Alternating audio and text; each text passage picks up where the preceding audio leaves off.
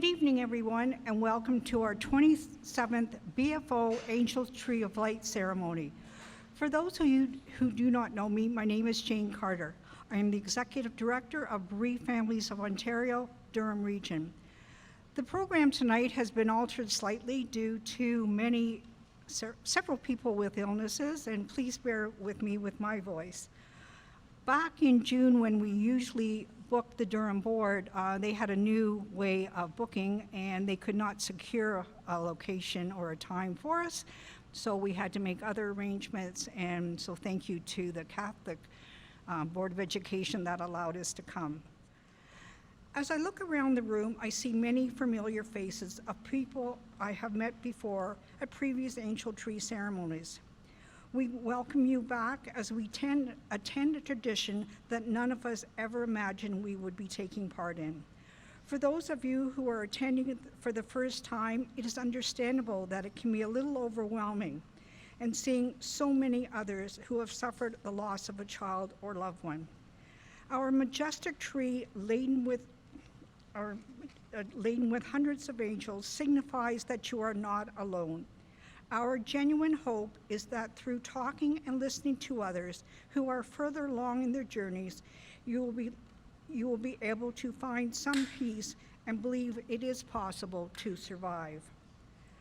For all of us here tonight, this is a place to take time out from the whirlwind of shopping and parties and merrymaking that the world around us seems to demand. It is a time for us to remember. It's okay to speak the names of our most precious loved ones, and it's okay to shed a tear at this time. The opening remarks tonight will be given by the Reverend Maureen McClellan. Maureen is a non-denominational minister who has been servicing people of all faiths, race, cultures, and sexual orientation since 2012. Although Maureen focuses on officiating weddings, she also has many modalities to facilitate healing and understanding, offering spiritual counseling and guidance to those who are searching for growth or who are looking to understand life from a spiritual perspective. Maureen currently lives in Raglan with her husband John, son Jake, and daughter Violet. We are so grateful to Maureen for giving up their time to join us this evening. Maureen.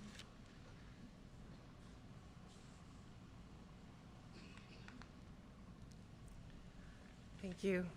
Good evening, everyone. It's wonderful to see you all here to celebrate and honor our loved ones during this holiday season. I can certainly appreciate that it took a lot of courage for you to be here tonight, so I thank you for joining us. As we approach the end of 2022, we are faced with the knowledge that some difficult days lie ahead. But by gathering together, there is strength to be found. By sharing our stories with each other and by remembering our loved ones, we become a part of something bigger. Connecting with people in this way lets us know we are not alone and provides us with true empathy from others who walk the same path as us. The initial emotions following a loss will soften, but they will never really leave. And now that the holiday season is upon us, we tend to feel those losses even more. Social gatherings remind us of those who are no longer with us. Making this time, we experience the mixed feelings of joy and sadness. Handling grief is a big job, and we need some strategies to help us get through. Some plans to move us through those feelings of loss and allow us to find some peace. Not everything will work for everyone, but with trial we can find what works best for us. Personally, I try to label my feelings and be honest about my expectations.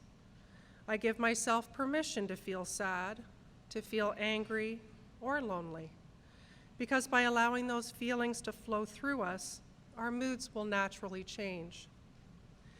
I have also found ways to honor those I miss by telling stories or sharing old photos.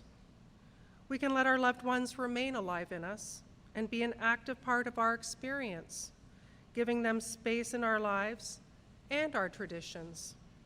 Or we can make new traditions, such as buying a new ornament every year that reminds us of them, or having a moment of silence to allow people an opportunity to remember. It is also important at this time to be gentle with ourselves and protect ourselves by not doing more than we can handle. Our need for support may be the greatest at this time of year, so please don't be afraid to ask for help. There are support groups available through many organizations, as well as counseling available through your family doctor or mental health department. You can also receive spiritual guidance from your religious leaders and counselors, because pretending that we don't hurt or that this is not a harder time for us is just not the truth. So rather than avoid the feelings of grief, lean into them. You have to decide what is right for you, and you absolutely have the right to change your mind. Our friends and family may not have a clue how to help us through the holidays, and we might not know either. It's very natural to feel we may never enjoy the holidays again. However, in time, most people are able to find meaning again, as a new form of the holiday spirit grows inside them. The way each of us handles loss is as individual as we are, but what is important is that we are present for the loss, in whatever form the holidays do or do not take. These holidays are a part of the journey to be felt fully, and they can be sad, but sometimes we can catch ourselves doing okay. And we may even have a brief moment of laughter, because by sharing, feeling, and remembering, we honor those we love, giving them a place in our lives and holding them in our hearts forever. Be kind to each other and keep each other safe. Thank you.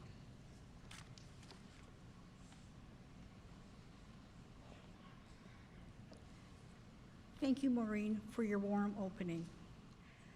The dedication of the angel tree this year will be given by Karen Fish. Karen came to BFO Durham in January 2018 following the loss of her son Derek in July 2017. Karen is a dedicated volunteer and a trained facilitator here at Bereaved Families, and she helps so many families through one-on-ones, drop-ins, and lots of moms groups.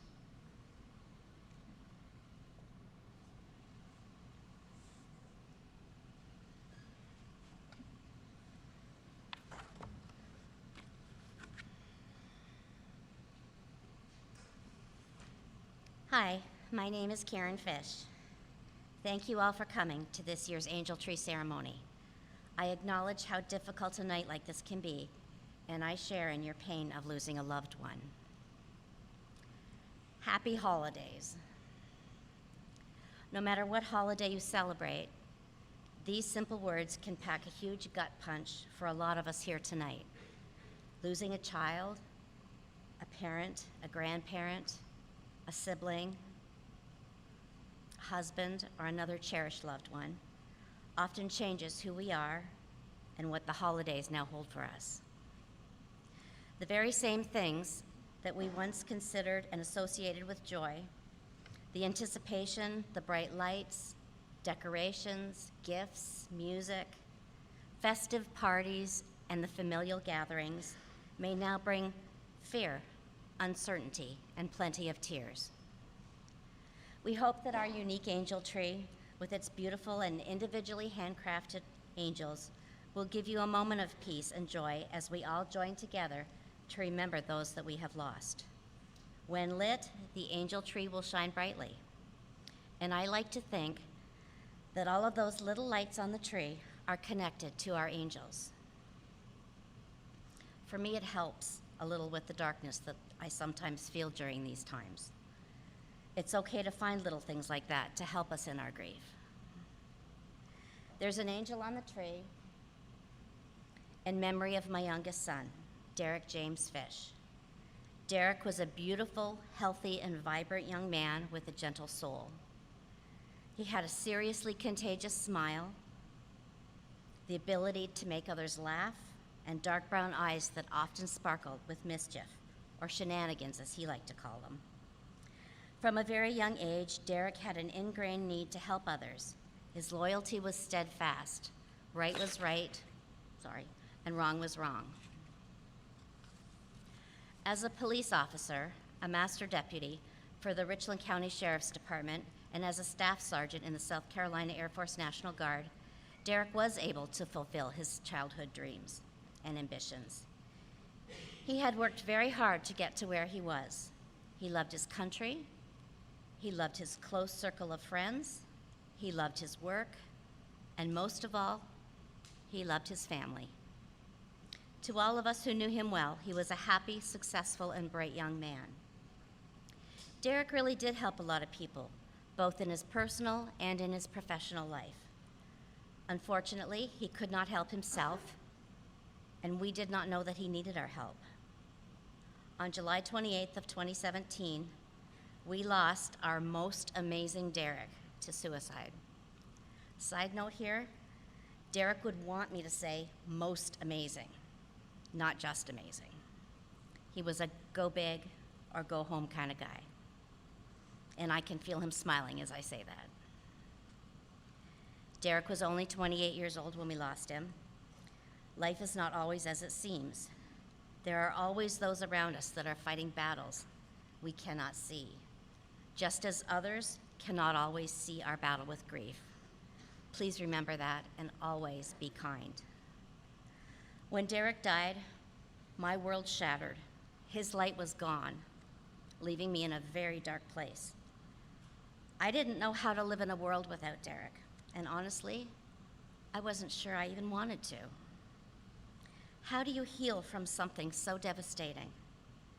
Is it possible to recover any sense of normalcy? Where do you go? How do you do it? Fortunately for us, we have some very dear friends, Louise and Ken O'Donnell, who have been connected to BFO for many years since the death of their young son, Kevin. Kevin also has an angel on our tree.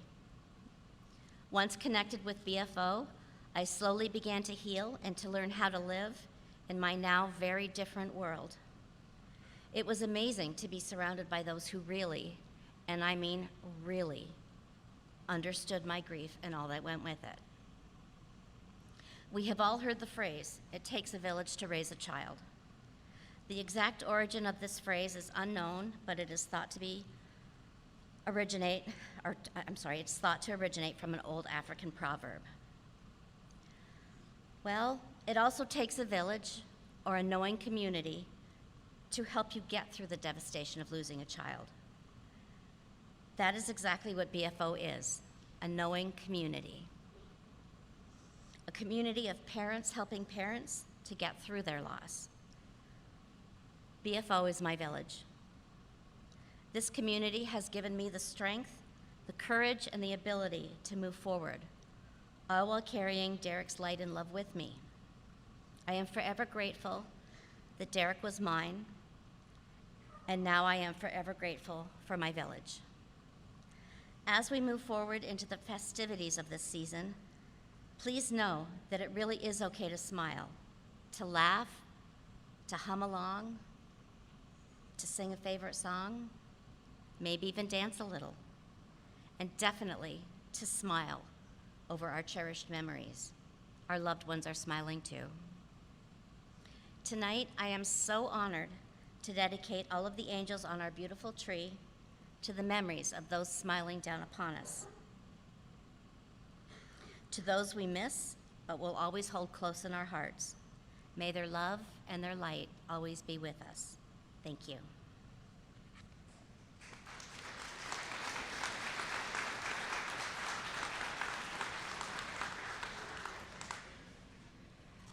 Thank you, Karen, for the beautiful and heartfelt dedication.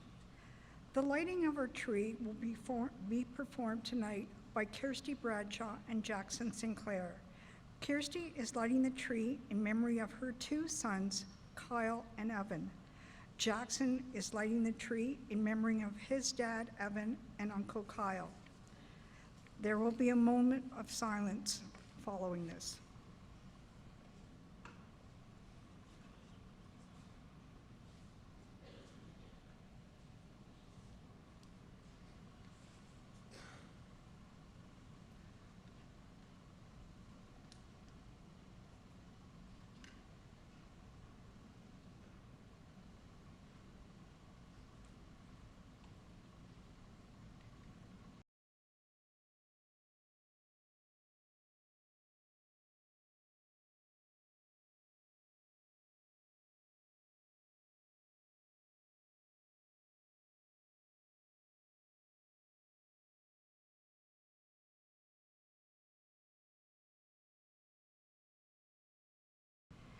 Tonight's responsive reading will be presented by Cindy Nichols in memory of her son Justin and by Carolyn Goswell in memory of her daughter Kelly.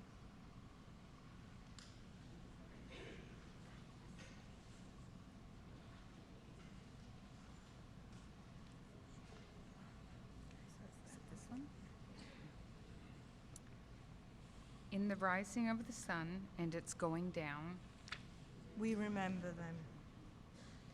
In the blowing of the wind and in the chill of winter, we remember them. In the opening of the buds and in the warmth of summer, We remember them. In the rustling of leaves and the beauty of autumn, in the beginning of the year and when it ends, we remember them.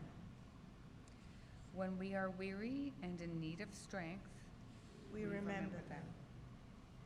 When we are lost and sick at heart, we remember them. when we have joys we yearn to share, We remember them. So long as we live, they too shall live, for they are now a part of us. We remember them.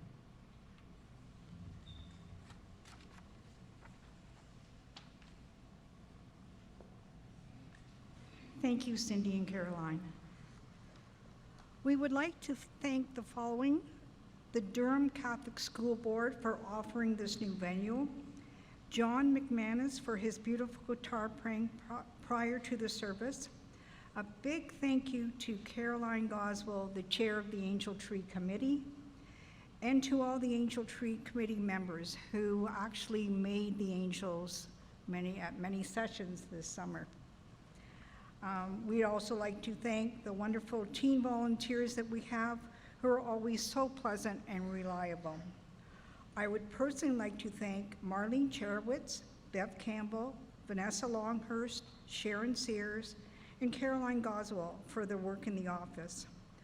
Also, thank you to Anthony Marino from Quest Audio Visual for filming tonight's ceremony, which will be on YouTube and our website at a later date. As a volunteer committee, we try extremely hard to ensure that your angels' names are spelled correctly. If by some remote chance there is an error, we are more than happy to correct it.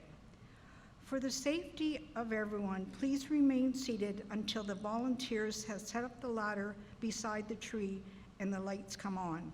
Our volunteers will be happy to find your angel for you.